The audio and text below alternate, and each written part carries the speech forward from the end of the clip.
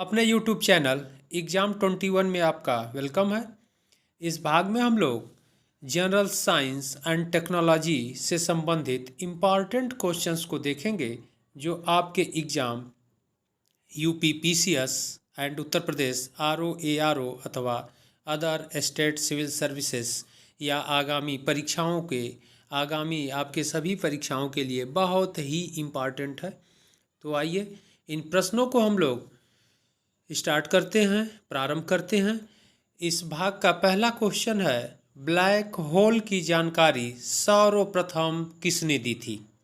Question बहुत important है। Option है 1 हारमन बार्डी ने, 2 है मेघनाथ साहा ने, एंड 3 है यस चंद्रशेखर ने, एंड 4 है जेवी नार्लिकर ने। तो इसका सही आंसर होगा यस चंद्रशेखर ने। यस चंद्रशेखर ने ब्लैक होल की जानकारी सर्वप्रथम दी थी। अगले प्रश्न की ओर हम लोग बढ़ते हैं। अगला क्वेश्चन है,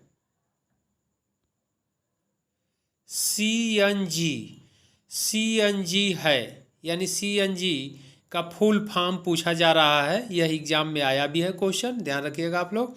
तो यह कभी भी आपसे परीक्षा में पूछा जा सकता है, सीएनजी का फुल फॉर्म। तो ऑप्शन है 1 कंप्रेस्ड नेचुरल गैस, 2 है साइनोजन नेचुरल गैस, एंड 3 है condensed nitrogen gas, and 4th है कंट्रोल्ड नेचुरल गैस। तो इसका सही आंसर होगा कंप्रेस्ड नेचुरल गैस। अगले प्रश्न की ओर हम लोग बढ़ते हैं। अगला प्रश्न है, कार की बैटरी में प्रयोग किया जाता है। कार की बैटरी में प्रयोग किया जाता है। तो ऑप्शन में है कि क्या प्रयोग किया जाता है। 1 है सोडियम सल्फेट, 2 है नाइट्रिक अम्ल, एंड 3 है सल्फ्यूरिक अम्ल। यहाँ पर यह पॉटे मिसप्रिंट हो गया है, ध्यान रखिएगा आप लोग, सल्फ्यूरिक अम्ल। और 4th है पोटेशियम नाइट्रेट। तो इसमें सही आंसर होगा सल्फ्यूरिक अम्ल। सल्फ्यूरिक अम्ल बैटरी में प्रयोग किया जाता है। इम्पॉर्टेंट क्वेश्चन है। आगे बढ़ते हम लोग। अगला क्वेश्चन है, मानव शरीर में, यानी ह्यूमन बॉडी में, मानव शरीर में हीमोग्लोबिन का कार्य है। मानव शरीर में हीमोग्लोबिन का कार्य है। ऑप्शन है 1 ऑक्सीजन का परिवहन करना, 2 जीवाणुओं को नष्ट करना, 3 रक्त अल्पता को रोकना, एंड 4th है लौह को उपयोगी बनाना। तो इसका सही आंसर होगा ऑक्सीजन का परिवहन करना। मानव शरीर में हीमोग्लोबिन का मुख्य कार्य यही है, या मेन वर्क यही है, ऑक्सीजन का परिवहन करना। अगले प्रश्न की ओर बढ़ते हम लोग। अगला प्रश्न है, अम्ल वर्षा का कारण है। इंपॉर्टेंट क्वेश्चन है, हमेशा एग्जाम में आपसे पूछा जाता है। अम्ल वर्षा का कारण है। ऑप्शन है 1 सल्फर डाइऑक्साइड, 2 है सल्फ्यूरिक अम्ल, एंड 3 है नाइट्रिक अम्ल, एंड 4 है सोडियम सल्फेट। तो इसका सही आंसर होगा सल्फर डाइऑक्साइड। सल्फर डाइऑक्साइड अम्ल वर्षा का कारण है। ओके, अगले प्रश्न की ओर हम लोग बढ़ते हैं। अगला प्रश्न है, बेरी बेरी रोग किस विटामिन के कारण होता है? तो बेरी बेरी रोग किस विटामिन के कारण होता है? ऑप्शन है 1 विटामिन ए, ऑप्शन 2 है विटामिन B1, एंड ऑप्शन 3 है विटामिन सी, एंड ऑप्शन 4 है विटामिन ई। तो इसका सही आंसर होगा विटामिन B1। बेरी बेरी रोग विटामिन B1 के कारण होता है। अगला क्वेश्चन है,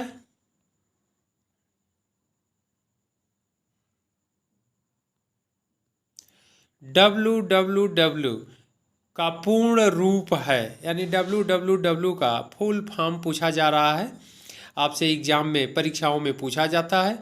तो ऑप्शन है फर्स्ट वर्ल्ड वाइड वेब, 2 है वर्ल्ड वर्किंग वेब, 3 है window world wide and 4th है कोई नहीं। तो इसका सही आंसर होगा 1 वर्ल्ड वाइड वेब। अगले प्रश्न की ओर बढ़ते हैं हम लोग।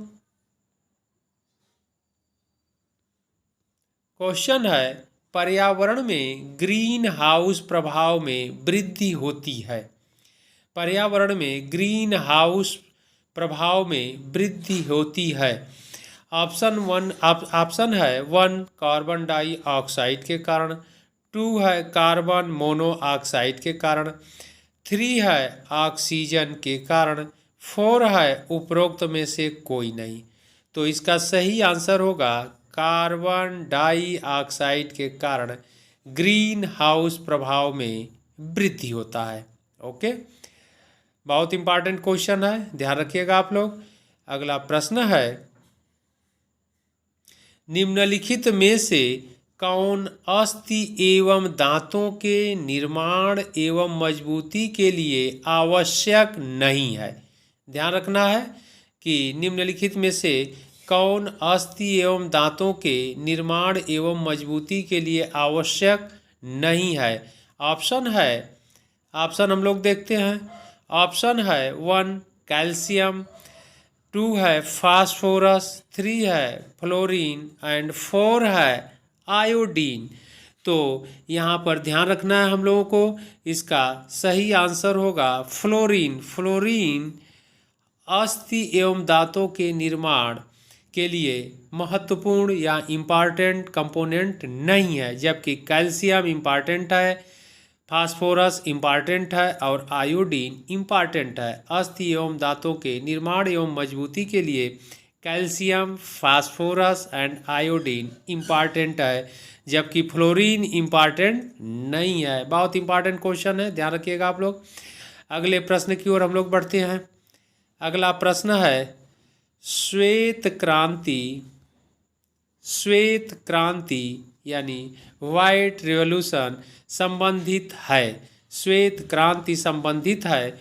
ऑप्शन है 1 दुग्ध उत्पादन से, 2 अंडा उत्पादन से, 3 गेहूं उत्पादन से एंड 4 मछली उत्पादन से। तो श्वेत क्रांति दुग्ध उत्पादन से संबंधित है। अगला क्वेश्चन है हरित क्रांति संबंधित है। हरित क्रांति यानी ग्रीन रिवॉल्यूशन संबंधित है। ऑप्शन है 1 मोटे अनाज के उत्पादन से, 2 दलहन उत्पादन से, 3 है तिलहन उत्पादन से एंड 4 है गेहूं उत्पादन से। तो ध्यान रखना है हरित क्रांति का जो सबसे अधिक प्रभाव पड़ा है वह गेहूं उत्पादन। तो इसमें मोटे अनाज के उत्पादन नहीं होगा, दलहन उत्पादन नहीं होगा, तिलहन नहीं होगा। इसमें सही आंसर होगा गेहूं। अगला प्रश्न है, अगले प्रश्न की ओर बढ़ते हैं हम लोग। क्वेश्चन है ट्रांजिस्टर बनाने के लिए सर्वाधिक प्रयुक्त पदार्थ है। इंपॉर्टेंट क्वेश्चन है, एग्जाम में आपसे हमेशा पूछा जाता है। ट्रांजिस्टर बनाने के लिए सर्वाधिक प्रयुक्त पदार्थ है। ऑप्शन है 1 सिलिकॉन, 2 तांबा, 3 चांदी एंड 4 एल्युमिनियम। तो इसका सही आंसर होगा सिलिकॉन। सिलिकॉन ट्रांजिस्टर बनाने के लिए सर्वाधिक प्रयुक्त पदार्थ है। अगला प्रश्न है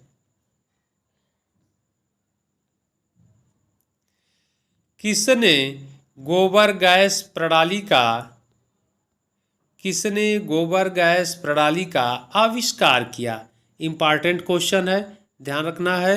ऑप्शन है 1 सीवी देसाई, 2 है सीवी रमन, 3 है जेसी बोस एंड 4th है यश खुराना।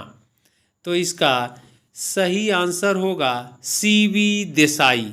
सीवी देसाई ने गोबर गैस प्रणाली का आविष्कार किया। इम्पॉर्टेंट क्वेश्चन है, आप लोग ध्यान रखिएगा। अगला क्वेश्चन है, प्रेशर कुकर में भोजन कम समय में तैयार हो जाता है। प्रेशर कुकर में भोजन कम समय में तैयार हो जाता है। ऑप्शन है 1 जल का क्वथनांक बढ़ जाता है, 2 जल का क्वथनांक घट जाता है, 3 भोजन कम ऊष्मा लेता है, 4 है उपरोक्त में से कोई नहीं। तो इसका सही आंसर होगा 1 जल का क्वथनांक बढ़ जाता है। और जल का क्वथनांक बढ़ जाता है, इसके कारण भोजन प्रेशर कुकर में जल्दी तैयार हो जाता है। ओके, अगले प्रश्न की ओर बढ़ते हम लोग। अगला प्रश्न है, कौन सा बहुलक बुलेट प्रूफ खिड़की बनाने में उपयोग किया जाता है? तो कौन सा बहुलक बुलेट प्रूफ खिड़की बनाने में उपयोग किया जाता है? ऑप्शन है 1 पॉली कार्बोनेट, 2 है पॉली स्टाइरीन, और 3 है पॉली एमाइड, एंड 4th है पॉली यूरीथेन। बहुत इंपॉर्टेंट क्वेश्चन है, ध्यान रखिएगा आप लोग। तो इसका सही आंसर होगा पॉली कार्बोनेट। तो पॉलीकार्बोनेट जो है बुलेट प्रूफ खिड़की बनाने में उपयोग किया जाता है। अगला क्वेश्चन है, आइंस्टीन को नोबेल पुरस्कार दिया गया था। आइंस्टीन को नोबेल पुरस्कार दिया गया था किस क्षेत्र में? उनके सराहनीय कार्य को देखते हुए या सराहनीय योगदान के लिए दिया गया था। ऑप्शन 1 है प्रकाश वैद्युत प्रभाव के लिए, 2 है सापेक्षता के सिद्धांत के लिए, 3 है ब्राउनी गति के लिए, एंड 4 है कोई नहीं। तो इसका सही आंसर होगा प्रकाश वैद्युत प्रभाव के लिए आइंस्टीन को नोबेल पुरस्कार दिया गया था। इम्पॉर्टेंट क्वेश्चन है, आप लोग ध्यान रखिएगा, कई बार एग्जाम में पूछा भी गया है। अगले प्रश्न की ओर हम लोग बढ़ते हैं। अगला प्रश्न है, प्याज के छिलके उतारने पर आंसू आते हैं क्योंकि प्याज निष्कासित करता है। यानी प्याज से क्या निकलता है कि आंसू आते हैं?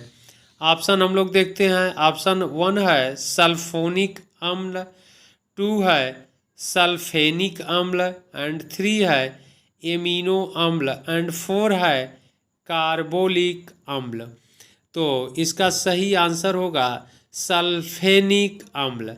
सल्फेनिक अम्ल के कारण प्याज के छिलके उतरने के पश्चात या उतारने पर आंसू आते हैं। तो ध्यान रखिएगा आप लोग, यह इम्पॉर्टेंट क्वेश्चन थे।